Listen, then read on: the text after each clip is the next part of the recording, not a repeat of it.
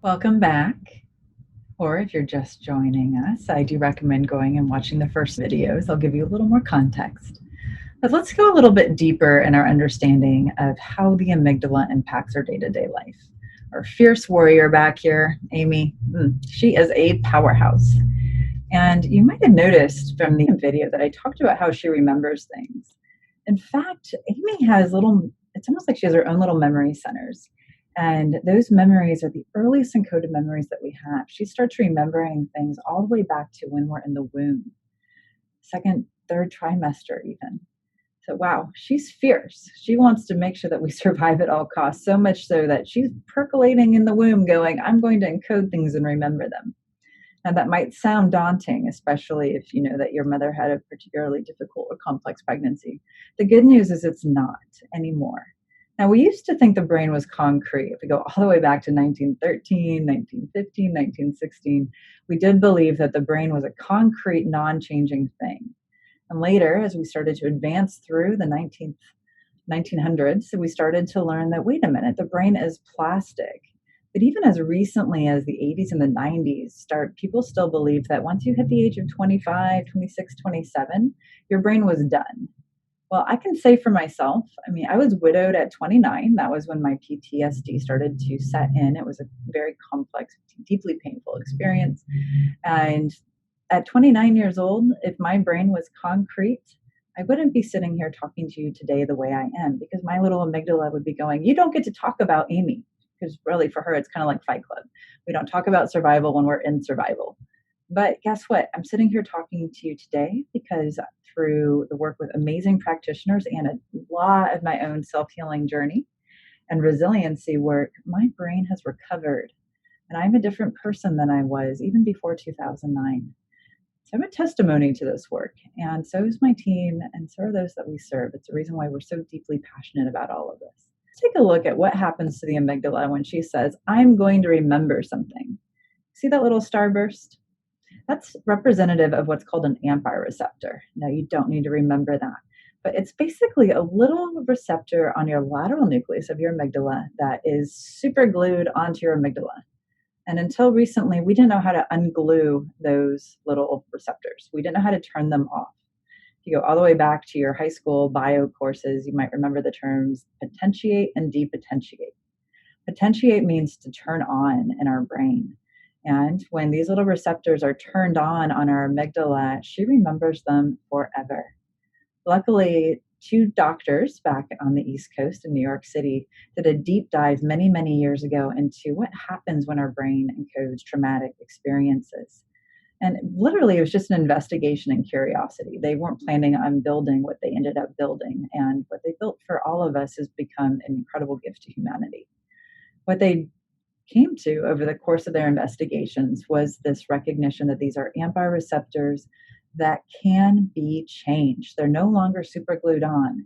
They identify the glue be gone for these super glued receptors, and that's called havening. And so one of the core tenets in our group is to teach all of our patients how to have, at minimum, a self-havening practice for resiliency and neuroplasticity. Now, havening is a bolt-on technique that we utilize to enhance all of our traditional psychotherapy. It is not a core practice unless somebody's reaching out to us because they have an acutely traumatically encoded event. Then we do lead with havening specifically. We bring in brain spotting and EMDR and other trauma reprocessing experiences as helpful.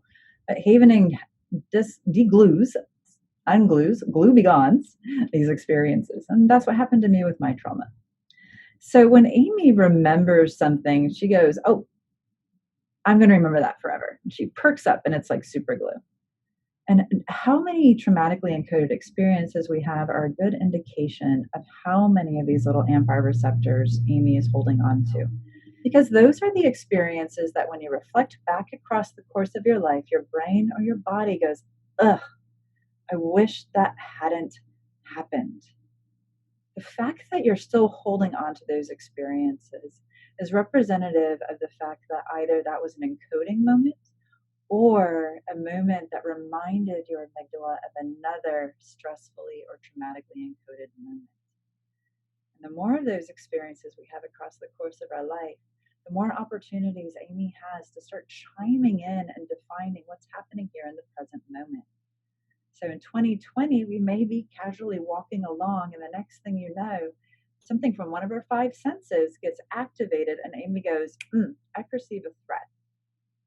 What's so confusing and so important to know, so it's no longer confusing, is that she doesn't have a sense of time. And so she can perceive a threat that happened in this moment, but it's a perceived threat that actually is being activated by an experience all the way back in your past, 1986, 1992, 2004. And that feels like it's happening in real time right now. You ever had that happen? Goodness knows I have. It doesn't feel very good, and it can be really confusing to both me and to whoever I'm interacting with when I all of a sudden, and for me, it shows up as a crackling in my chest. I start to go, oof, I'm really activated right now. That's the amygdala, that's Amy saying, hey, Kate, pay attention to this. And if we don't pay attention to it, or if we're unable to soothe her in the moment because we don't have the tools, then what will happen is you see this red cloud around the amygdala, it'll expand and she'll start to generalize. And so if you've ever noticed a moment of reactivity where you've been more reactive or more vulnerable or felt more raw across the course of your day, it's because of this experience. And in those moments, we're technically outside of our resiliency zone and our amygdala is running the show. And you know what happens when we're outside of our resiliency zone? It's almost like a stress hangover. It can take 8, 12, up to 36 hours for us to rebalance and for our amygdala to calm down unless we take proactive steps to balance her. But for some of us, we're living in a state of fear glasses all the time. And, you know, in 2020, there's a lot going on globally. There's a lot of stress and a lot of distress. And so it might feel like our world looks like this. And that's because our amygdala is looking around going, hey, I'm scared. And I want to make sure that we're ready to go. I want to make sure that we know how to protect ourselves and that we have the resources. The thing about our amygdala is like I said, she's always keeping us safe and she loves us so much. Her only job is to keep us safe. But within that love, sometimes the behaviors that manifest can feel really counterintuitive. She's spiraling out of control in cortisol, and so I go, you know what? I'm just going to reach for that whiskey because I will feel better if I do that.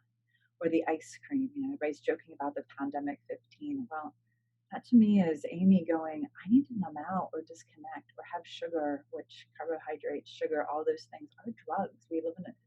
They impact our system. You know? Or she might be saying, hey, I'm just not going to get out of bed today. It's scary out there, but the bed, I can hide in here. Or maybe she's causing you to have panic attacks or anxiety. All those things are her way of saying, hey, I love you, stay safe. And she's sending up all sorts of warning signals that she doesn't know what to do. And that's why I'm creating these videos so that we can start putting these healing tools in your hands right away. Often we're not taught how to heal ourselves or how to be in balance in our day-to-day lives. And sometimes our childhoods are complicated, sometimes a lot of the time. And our system is just going to pick up whatever tools it can along the way and say, maybe this will help me feel better. And the goal of our work here is to teach you how to find the things that really functionally help you feel better while intentionally, actionably, sustainably healing your brain so that your brain is operating in a sustainable, resilient way. In the next video, we will dive a little bit more deeply into some steps you can start taking right now to help her feel better. She loves you, but she might be a little freaked out. So let's give her some love back. I'll see you soon.